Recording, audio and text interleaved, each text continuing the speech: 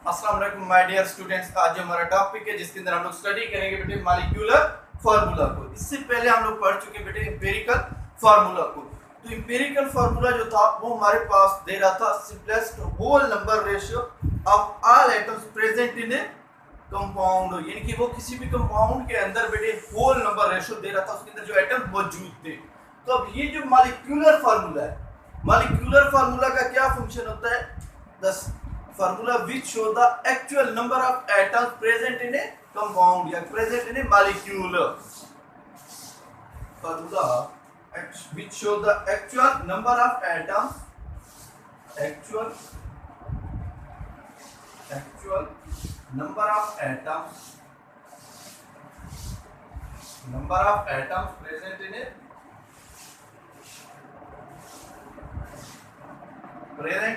compound या present in a substance या present in A molecule.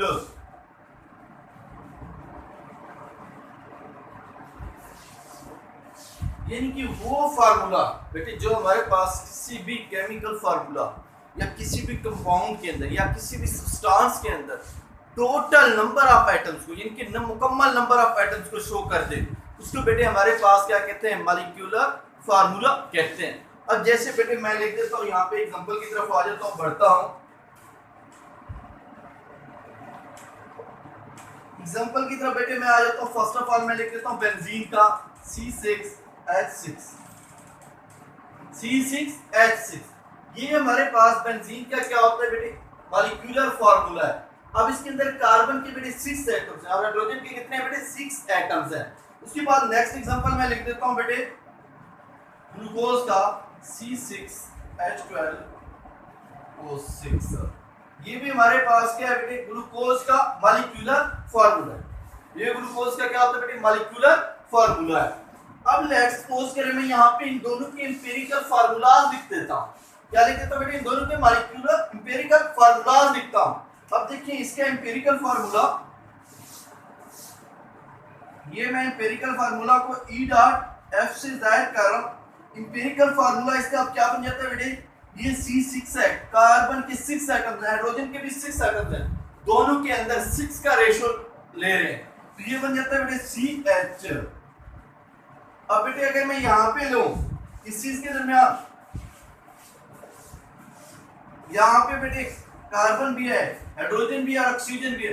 ये देखिए तीनों के कार्बन के 6 एटम्स हैं, हाइड्रोजन के 12 एटम्स हैं, ऑक्सीजन के कितने बेटे? 6 एटम्स हैं। इसका मैं क्या ले रहा हूं बेटे? Empirical formula. यानी कि क्या ले रहा हूं बेटे? इसका एम्पिरिकल फार्मूला ले रहा हूं। एम्पिरिकल फार्मूला, जब इसके एम्पिरिकल फार्मूला लेता हूं तो तीनों के अंदर बेटे 6 का रेशियो है, तीनों 6 के ऊपर डिवाइड हो रहे हैं एक होल नंबर रेशियो के ऊपर, तो ये क्या आ जाता है बेटे? CH2O। तो अब देखें बेटे यहाँ पे और यहाँ पे इन दोनों के मॉलिक्यूलर और एम्पिरिकल फार्मूला के अंदर क्या हो रहा है बेटे? डिफरेंट आ रहा है। मॉलिक्यूलर और एम्पिरिकल फार्मूला के अंदर क्या हो रहा है बेटे?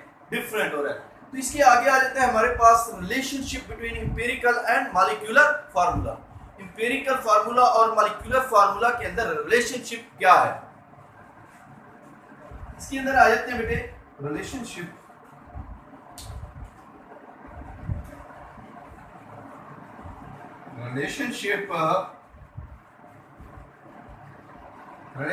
between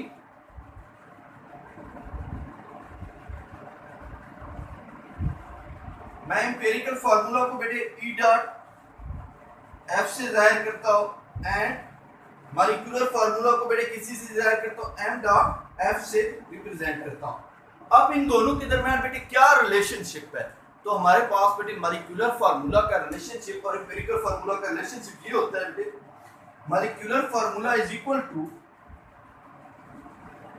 molecular formula is equal to बेटे N इंटू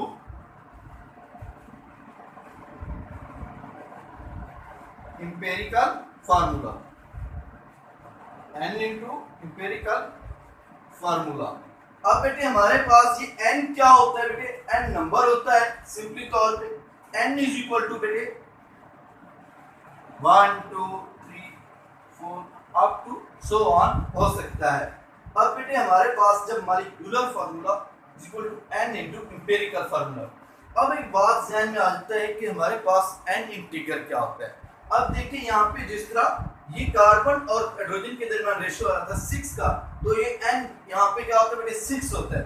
अगर मैं पुट कर दूं एम्पिरिकल फार्मूला किस चीज का बेटे, बेंजीन का, तो इसका मॉलिक्यूलर फार्मूला क्या हो जाता है बेटे, मॉलिक्यूलर फार्मूला बराबर हो जाता है इज इक्वल टू बेटे n की वैल्यू पुट कर देते हैं 6 इनटू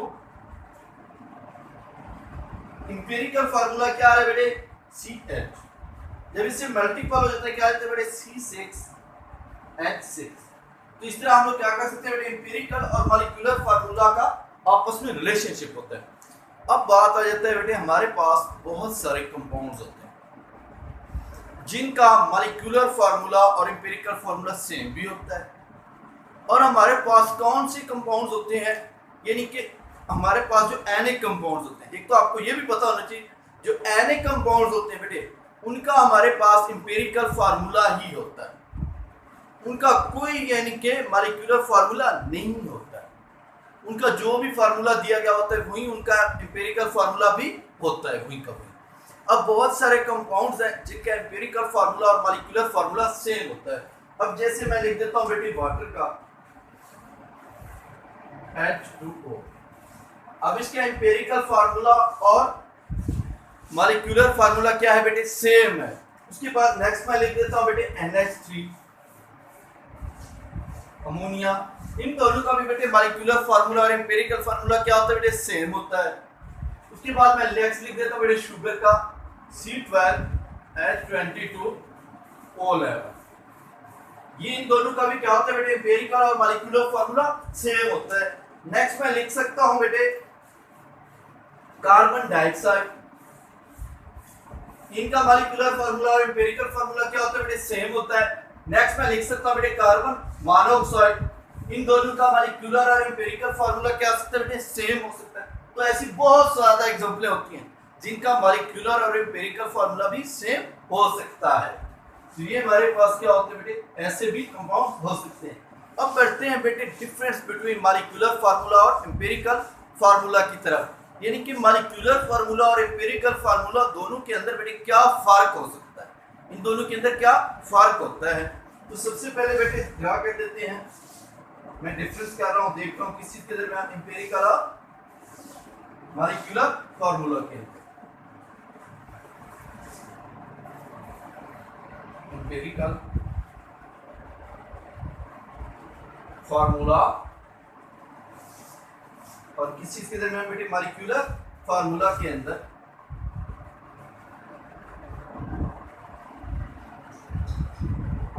एम्पिरिकल फार्मूला जो होता है बेटे, ये सबसे पहले इनकी डेफिनेशन देखिए। एम्पिरिकल फार्मूला क्या था बेटे, formula which show the smallest simplest whole number ratio. क्या शो करता है बेटे, simplest whole number ratio show करता है, सिंपलेस्ट whole number ratio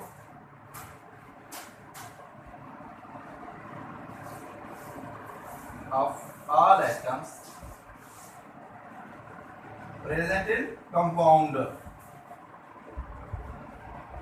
ये हमारे पास क्या शो करता है बेटे, होल नंबर शो करता है, रेशियो यानी कि जो एटम्स मौजूद होते हैं कंपाउंड के अंदर। ये हमारे पास क्या शो करता है बेटे, टोटल नंबर ऑफ एटम्स को रिप्रेजेंट करता है। show the total number of atoms in a compound। अच्छा नेक्स्ट में हमारे पास एम्पिरिकल फार्मूला जो होता है, इसके अंदर बेटे एनिक कंपाउंड्स एंड कोवलेंट कंपाउंड्स, एनिक और कोवलेंट कंपाउंड्स दोनों जो होते हैं बेटे वो एम्पिरिकल फार्मूला को शो करते हैं। इसके अंदर क्या शो करते हैं बेटे, ionic and covalent compounds, ionic and covalent compounds,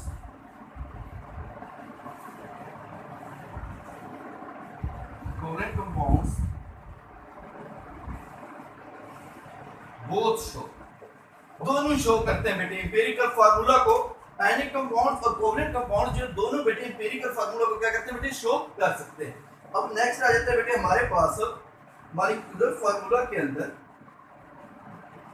molecular formula के अंदर बेटे सिर्फ और सिर्फ क्या शो करते हैं बेटे कोवलेंट कंपाउंड। क्या शो करते हैं बेटे just for covalent compound show करते हैं। कोवलेंट कंपाउंड क्या शो करते हैं बेटे कोवलेंट कंपाउंड शो करते हैं।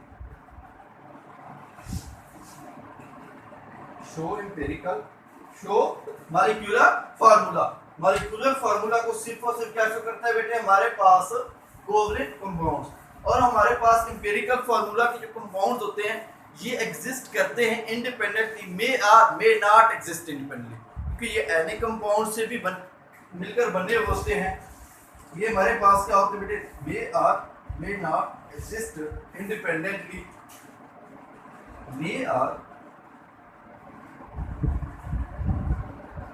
may not exist independently,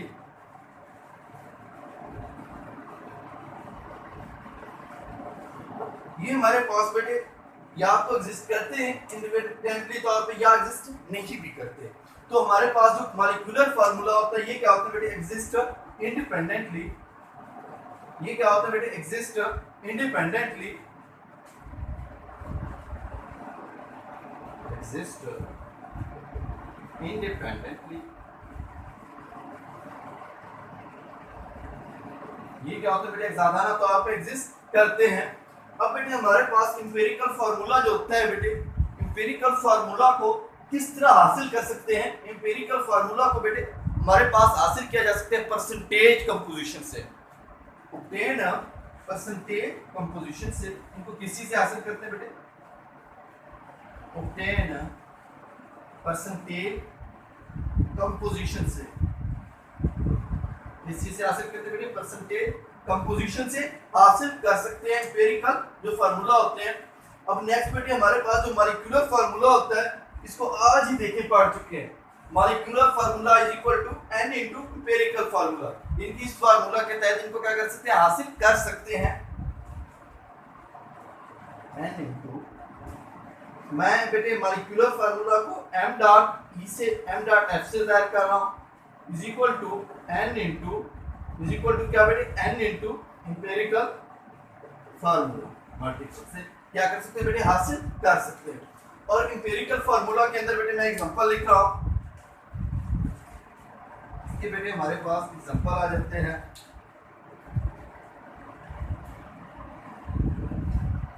example आ जाता है बेटे जैसे हमारे पास बेंजीन का एग्जांपल क्या है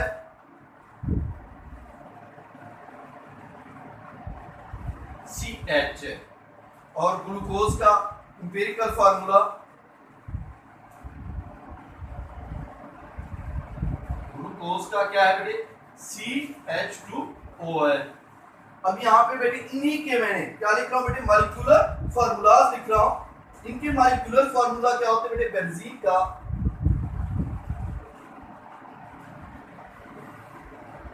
बेंजीन का है बेटे हमारे पास क्या है बेटे C6H6। और उसके बाद मैं किस चीज का लिखता हूँ बेटे ग्लूकोज का लिख देता हूँ।